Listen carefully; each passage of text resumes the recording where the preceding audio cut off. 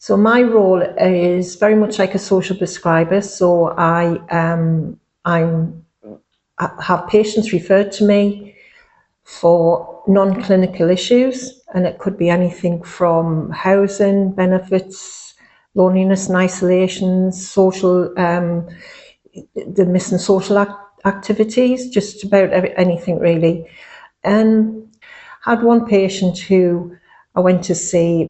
He was really sad in so much as he just thought he was just sitting there waiting to die. I talked to him about what his passions were, what he liked to do, and he said that he used to be a really keen golfer and he played off 8, which is apparently very good.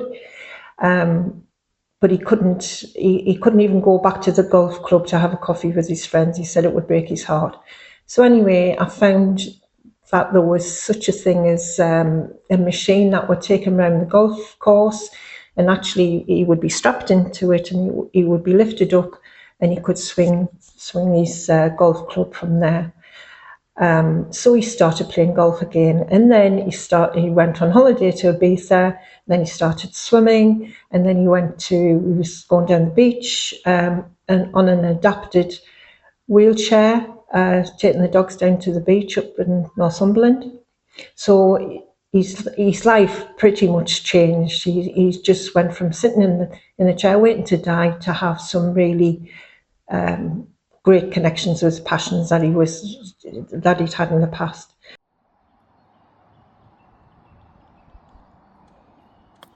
That's the one. It's in the hole. I've arranged holidays for people. There's a house up in Beadnell where we've been able to arrange for families to go for the weekend or for the week with their children and just have some fabulous me time with hopefully without the worries that they could leave the worries behind. I've helped people choose a coffin, help them with benefits, all sorts of things. Just, I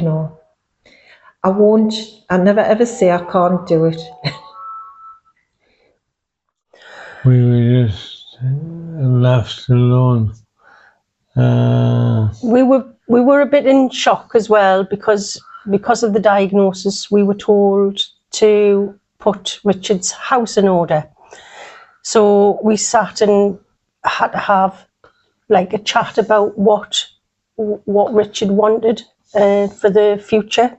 So we just sort of felt that we were left to sort of like to get on with it without sort of like there was nobody to coming in to see us, and we didn't know where to really start, did we? No, we didn't.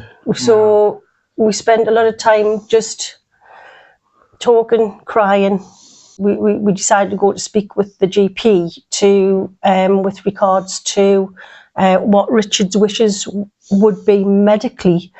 But then he put us in contact with, he referred us to the palliative care team, and this is where Andrea came in. She came with us, with one of the palliative care nurses for a brief visit, and then came back on another day and spoke at length with Richard and myself as to how she could help to support us on where she could sort of like signpost us, because we didn't know, there was no support groups in the area. The PSP support group is down in Bishop Auckland, so it was too far for us to travel. So it was a bit like a godsend, wasn't it, when Andrea came and she sort of said, we can do this and this and this and this, and give us lots of different suggestions as well. What sort of difference has that made? Massive difference to us and a family.